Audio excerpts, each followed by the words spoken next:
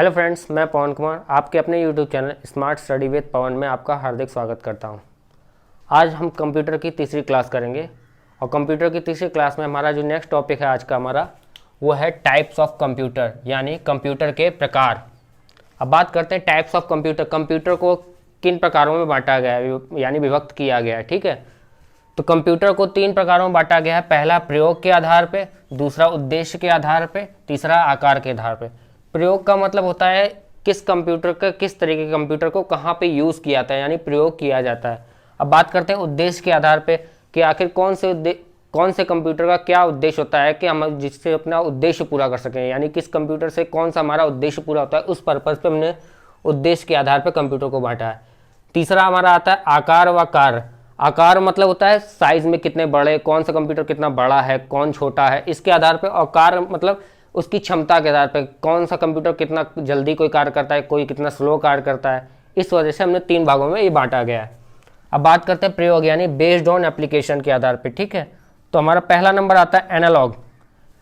Analogue computer वे computer होते हैं जो भौतिक राशियों का मापन करते हैं। भौतिक राशियों का मतलब होता है टेम्परेचर, प्रेशर। जैसे कि हम लोग नॉर्मली जो बाइक्स होती हैं उनमें जब हवा उड़वाने के लिए आते हैं तो हवा चेक करने का जो यंत्र होता है वो हमारा एनालॉग में आता है। एनालॉग कंप्यूटर में हमारा वो यंत्र आता है।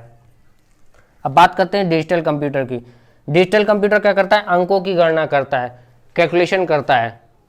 और बात करते हैं थर्ड हमारा आता है हाइब्रिड कंप्यूटर। हाइब्रिड कंप्यूटर क्या होता है, एनालॉग और डिजिटल कंप्यूटर का मिक्सचर होता है। एनालॉग और डिजिटल कंप्यूटर का मिक्सचर की बात करें तो इसका जो उपयोग किया जाता है मैक्सिमम पेट्रोल पंप पे भी किया जाता है। एनालॉग और डिजिटल का, एनालॉग मतलब यानी पेट्रोल पंप पे जो फ्यूल भरा जाता है तो उसमें जो हम लोग को रीडिंग वगैरह दिखाती है वो डिजिटल के जरिए दिखाती है, लेकिन जो फ्यूल भरता है और जो कंप्यूटर से कैलकुलेशन होता है वो डिजिटल बोर्ड से में दिखाया जाता है, लेकिन जो एक्चुअली में कार्य करता है वो हमारा उसके आधार पे एनालॉग के आधार पे कार्य करता है। तो जब जो कंप्यूटर हाइब्रिड कंप्यूटर उस कंप्यूटर कहते हैं जिसमें एनालॉग और डिजिटल दोनों कंप्यूटर निहित हो, उसको हाइब्रिड कंप्यूटर कहते हैं। अब बात करते हैं उद्देश्य के आधार पे, बेस्ड ऑन पर्पस के आधार पे। ठीक है, जर्नल कंप्यूटर का मतलब होता है सामान्यतः जो यूज़ होते हैं कंप्यूटर उनको जर्नल कंप्यूटर हम लोग कहते हैं। जर्नल कंप्यूटर जो होते हैं हमारे नॉर्मली घरों में, दुकानों में, इन सब में यूज़ होते हैं। अब बात करते हैं स्पेशल कंप्यूटर की। स्पेशल कंप्यूटर क्या होते हैं, जिनका उपयोग हम लोग कई फील्ड में करते हैं, मतलब छोटे कार्य को ना लेकर बड़े कार्य को करने के लिए जिन कंप्यूटर्स का यूज़ करते हैं वो हमारे स्पेशल कंप्यूटर में आते हैं। जैसे मौसम विज्ञान, बारिश होगी कि नहीं, कितने डिग्री टेम्परेचर होगा, किस जगह पे कितना टेम्परेचर रहेगा, कहाँ बारिश होगी, तो इस चीज़ का जो मौसम विज्ञान के जो मतलब कंप्यूटर का इस्तेमाल किया जाता है वो स्पेशल कंप्यूटर में आते हैं। युद्ध के लिए भी हमारे स्पेशल कंप्यूटर का यूज़ होता है। स्पेस यानी अंतरिक्ष के लिए भी हमारा स्पेशल कंप्यूटर का यूज़ होता है। बात करें कृषि विज्ञान, कृषि एग्रीकल्चर के लिए भी, एग्रीकल्चर साइंस के लिए भी हमारा क्या होता है, स्पेशल कंप्यूटर का यूज़ होता है। अब बात करते हैं आकार व कार्य के आधार पर, based on size and work power. ठीक है, यानी साइज माने आकार और वर्क पावर मतलब कार्य क्षमता के आधार पे। तीसरा जो हमारा आता है कंप्यूटर टाइप में वो आता है आकार व कार्य क्षमता के आधार पे। तो पहला आता है हमारा माइक्रो कंप्यूटर। माइक्रो कंप्यूटर जानते हैं, जिसका माइक्रो कंप्यूटर का विकास जो हुआ था 1970 में विकास हुआ था। और माइक्रो कंप्यूटर जितने भी आज तक बने हैं उनमें माइक्रो प्रोसेसर का यूज़ किया गया है। अब माइक्रो प्रोसेसर के जो माइक्रो कंप्यूटर जो होते हैं उनमें माइक्रो प्रोसेसर होता है। माइक्रो प्रोसेसर जो आता है जनरली आज के वर्तमान समय में हम लोग 3 तरह के माइक्रो कंप्यूटर का यूज़ ज़्यादातर करते हैं। जो नॉर्मल पर्सन होते हैं वो बस बात करते हैं पहला डेस्कटॉप वे कंप्यूटर्स जो होते हैं जिनको हम लोग एक टेबल पर रख के आराम से यूज़ कर सकते हैं। लेकिन डेस्कटॉप की मतलब एक तरीके से ये कहें, डेस्कटॉप में एक खामी होती है कि हम उसको कहीं कैरी करके नहीं जा सकते और डेस्कटॉप एक ही जगह पर रख करके हम यूज़ किया जाता है। ये ऐसा कंप्यूटर है जिसको हम एक जगह पर रख करके यूज़ करते हैं। बात करते हैं बी नंबर लैपटॉप एक डेस्कटॉप की तरह ही डिवाइस होता है, लेकिन लैपटॉप में ये हमारे लिए अच्छा होता है कि लैपटॉप को हम किसी भी जगह कैरी करके यानी रख करके ले जा सकते हैं और इसको पावर सप्लाई के लिए एक बैटरी की जरूरत होती है बस, और जो उसमें बैटरी इनबिल्ड हुई होती है जिससे उसको पावर सप्लाई मिलती है। और डेस्कटॉप में हमारा क्या होता है, हमें एसी करंट की जरूरत पड़ती है, इसलिए इसको एक जगह पर रख करके हम यूज़ कर सकते हैं। अब बात करते हैं पामटॉप लैपटॉप जो है, पामटॉप जो कंप्यूटर जो होता है वो काफ़ी जनरली होता है, हमारी हथेली के बराबर होता है, सिर्फ हथेली के बराबर होता है, इसलिए पामटॉप कंप्यूटर इसको कहा जाता है। अब बात करते हैं सेकंड नंबर बेस और साइज और वर्क के हिसाब से। मिनी कंप्यूटर आते हैं। मिनी कंप्यूटर जो का विकास हुआ था 1965 में विकास हुआ था, और मिनी कंप्यूटर जो बना था, सबसे पहला जो मिनी कंप्यूटर बना था वो PDP 8 बना था, जो हमने सेकेंड क्लास में आपको बताया था जनरेशन में। उसी में हमारा PDP 8 जो फर्स्ट कंप्यूटर बना था, वो मिनी कंप्यूटर जो हमारा है PDP 8 है। अब बात करते हैं मिनी कंप्यूटर आखिर होता क्या है। मिनी कंप्यूटर नॉर्मली यूजेस के लिए कंपनी और कंपनीज में और ऑफिसेज में यूज़ किया जाता है नॉर्मली। अब बात करते हैं main frame computer. Main frame computer data store और सर्वर आदि के लिए यूज़ होता है। जैसे कि बैंकों में जो यूज़ होता है वो मेन फ्रेम कंप्यूटर होता है। बड़ी बड़ी कंपनियां जो होती हैं जिनका डाटा स्टोरेज होता है वो सब मेन फ्रेम कंप्यूटर में आते हैं। अब बात करते हैं सुपर कंप्यूटर। सुपर कंप्यूटर कौन से कंप्यूटर होते हैं? सुपर कंप्यूटर वे कंप्यूटर होते हैं जिनका यूज़ बड़े स्तर पर यानी कई गुना ज़्यादा डाटा स्टोरेज करने के लिए या गणना करने के लिए यूज़ किया जाता है, तो वो सुपर कंप्यूटर में आते हैं। जैसे कि अंतरिक्ष में कोई खोज वगैरह होती है वो सुपर कंप्यूटर के अंतर्गत आती है।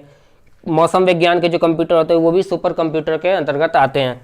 अब बात करते हैं फर्स्ट मतलब विश्व का पहला सुपर कंप्यूटर कौन था? तो वो क्रे 1 था, CRAY क्रे 1 पहला हमारा विश्व का सुपर कंप्यूटर था। अब बात करें विश्व का दूसरा इंडिया का पहला सुपर कंप्यूटर कौन था? तो परम 10,000 यानी 10,000 था, जिसको महाराष्ट्र के पुणे में बनाया गया था।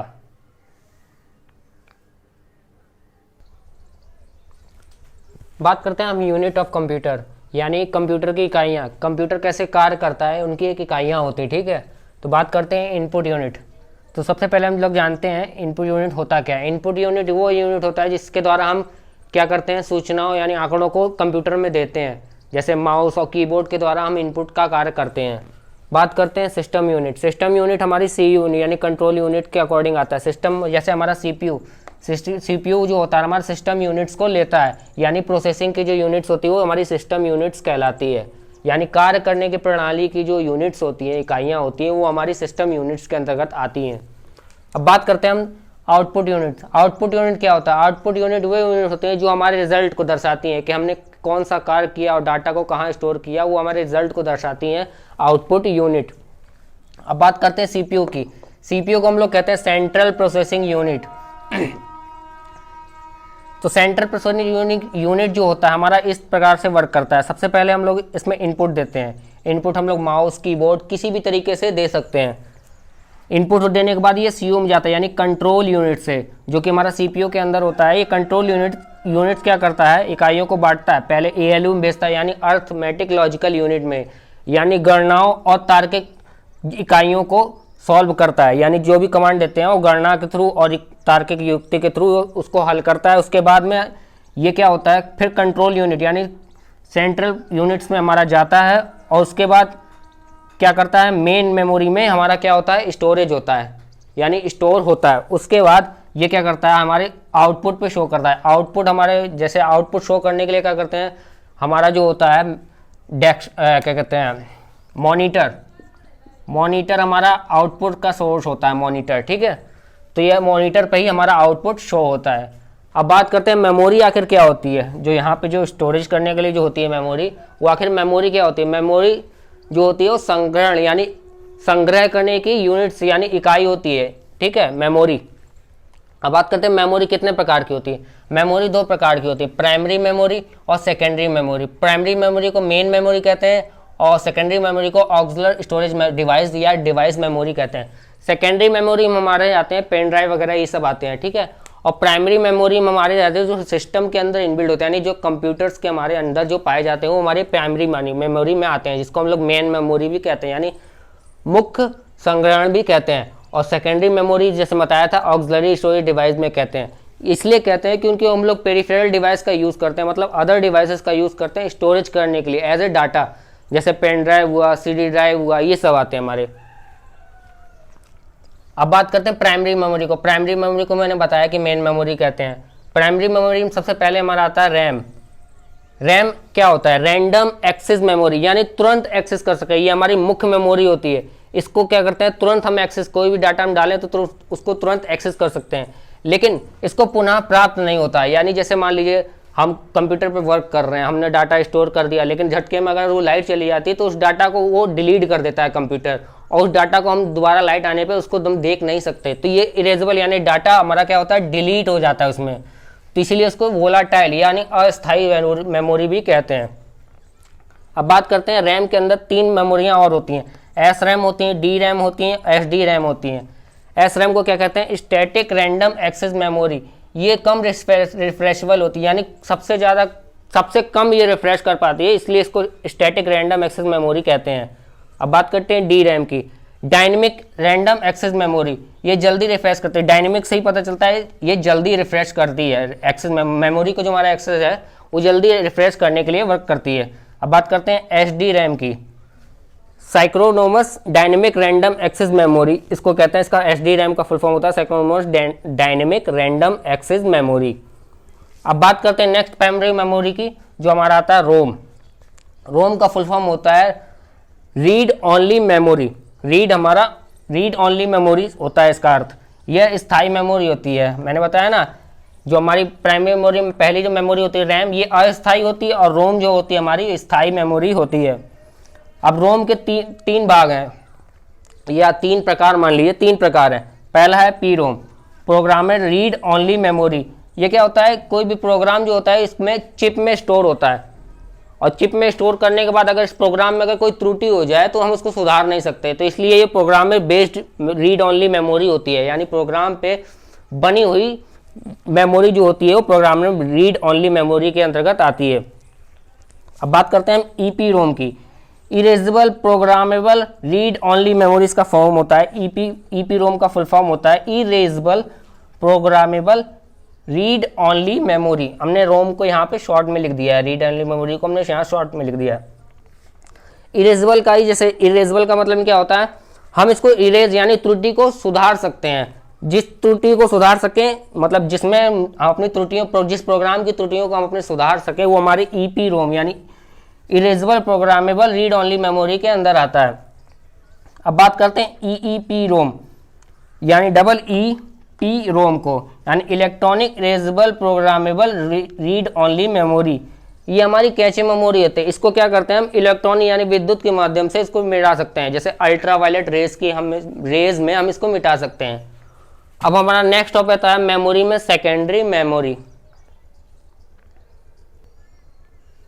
अब बात करते हैं सेकेंडरी मेमोरी में, तो सेकेंडरी मेमोरी किसे कहते हैं? इस मेमोरी को स्टोरेज क्षमता ज़्यादा होती है।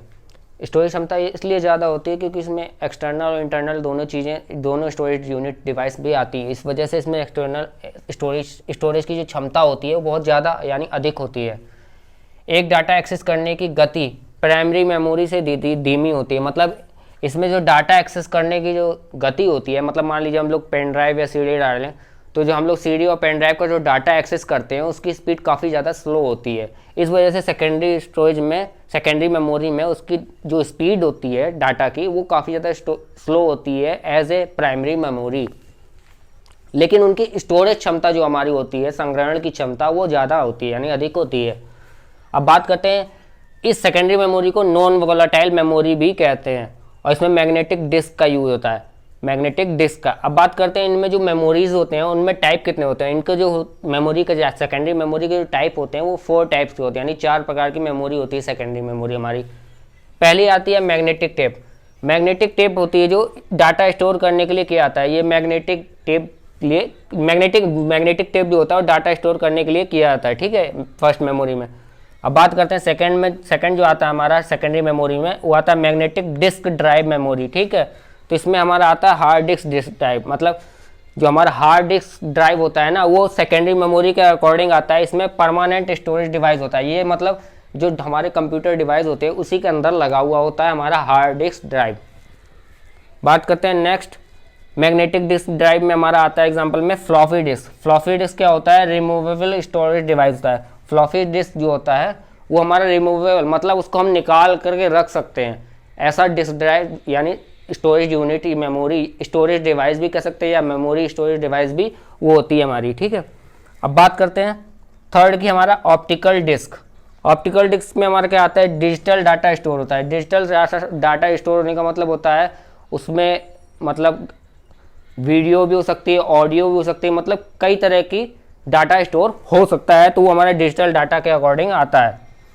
और इसमें हमारे डिजिटल डाटा स्टोरेज में जो ऑप्टिकल डिस्क होते हैं, ऑप्टिकल डिस्क में हम लोग के जो डिजिटल डाटा स्टोरेज डिवाइसेस में आते हैं वो हमारे आते हैं सीडी यानी कॉम्पैक्ट डिस्क, डीवीडी यानी डिजिटल वर्सटाइल डिस्क, ब्लू रे जो कि सीडी और डीवीडी का ही हमारा काम करता है, जिसकी क्षमता क्या होती है 25 GB। अब बात करते हैं सीडी। सीडी की जो क्षमता होती है हमारी 600 MB होती है और डीवीडी की होती है 4.2 GB और हमारी ब्लू रे डिस्क ड्राइव की होती है हमारी 25 GB यानी 25 GB होती है। अब बात करते हैं नेक्स्ट हमारा फ्लैश मेमोरी। फ्लैश मेमोरी किसको कहते हैं? जिसको हम बैकअप के मेमोरी के नाम से जानते हैं, जिसको हम बैकअप कर सकें वो हमारी फ्लैश मेमोरी कहलाती है। आज की कंप्यूटर की क्लास यहीं समाप्त होती है। आपको हमारी कंप्यूटर क्लास पसंद आई हो तो प्लीज़ लाइक करें, सब्सक्राइब करें एंड शेयर करें। प्लीज़ अपने फ्रेंड से शेयर करें और सब्सक्राइब भी करें। धन्यवाद।